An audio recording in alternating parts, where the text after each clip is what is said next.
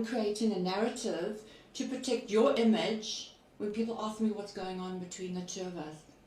I can tell you one thing, whatever happens in the dark comes to light, and I'm done. I'm done with allowing you to betray me. I'm done with allowing you to use me, and I'm done with covering up your shame. By the way, some of you have been asking me what foundation I've been using. Dolce & Gabbana. I got it the other day. Look how beautiful this bottle is. It's so stunning, and it is so amazing on my skin. But anyway, back to you. I'm also done with allowing you to behave like the victim in all of this. And I'm done creating a narrative to protect your image when people ask me what's going on between the two of us. Like, I'm just done. Hi bazala bami, it seems like kushubile, yazi kushubile guys, kushubile guys. So as Nimuza Ubev uthi khona there are people that they are owing her money and she's tired of protecting loyo muntu loyo because loyo muntu loyo akasampatali imali yakhe and it seems like now ignore. One thing that imkhathaza emoyeni ukuthi she has been protecting this person and i-image yalo muntu lo, but the person has kept on borrowing money from yena, not paying the money, and she's living the best lifestyle, guys.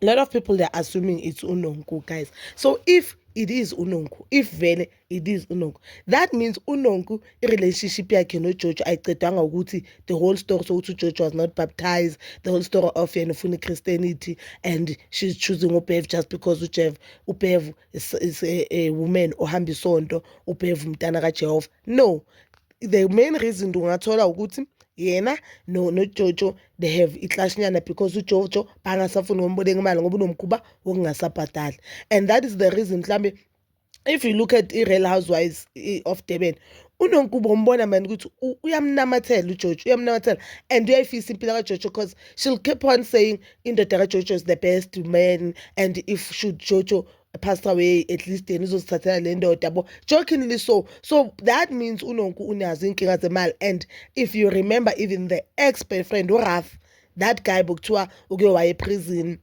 wake watrenda wahamba ama-podcast akhuluma ngoNonku relationship yabo, it was so public. That guy once said yena kuhlangana kakhe noNonku bahlangana because wasiza uNonku ngemali, uNonku aneyinkinga zemali angakwazi ukubhadala abasebenzi bakhe. Now if uhlanganisa story, it makes sense ukuthi kusho ukuthi uNonku nje imali le mpilo ayiphilayo akusi le mpilo asitshengisa on the socials akusi impilo ayi-affordayo, but uyaforced ukuthi aphile le mpilo ayiphilayo. It is so sad, guys. I do feel for uNonku. As much as she is wrong for not paying abantu, if vele khulunywa ngayo, she is wrong for not paying abantu imali zabo, because if uboleka imali kumele uyibhadale end of the day. But guys, remember uNonku, she's a single parent, uyazizamela guys. Unomntana lo wakhe noSifiso, the late Sifiso, obviously loyo wakhe nje one because Sifiso saphila bangammaintain. Then unabanye abayi-2 with the ex-husband, the ex-husband that was very abusive. So I understand ukuthi mhlambe yonke into ukuthi abantwana badle uye, abantwana bafunde uye, a school transport, everything naye ngapho ufuna ukumaintaina the standard. So if it is uNonku kumele lower the standard, abhadala abantu imali zabo, cabanga uzotrendela ukuthi ukolota abantu imali engaka. And maybe that is why kuma Real Housewife she kept on coming even though the show was so toxic for her, but she had no choice just because mela asebenze and athole imali. It is so sad, guys. It is so sad. Cabanga i-friendship izomoshwa imali, and kusho ukuthi inkinga zemali unazo ngempela, because even the guy, the ex-boyfriend, used to say uNonku samkolota up until today. uNonku didn't pay him the money. So awukwazi ukuthi wena abantu baphuma kuwe ngereason one of which imali yaxabanisa, guys. Imali iceda umshado. So I do feel sorry for uNonku, but bazala bami, you can comment down below your thoughts, and please don't forget to like, subscribe, share, and hit that notification button. Nginethanda ukuya nokubuya.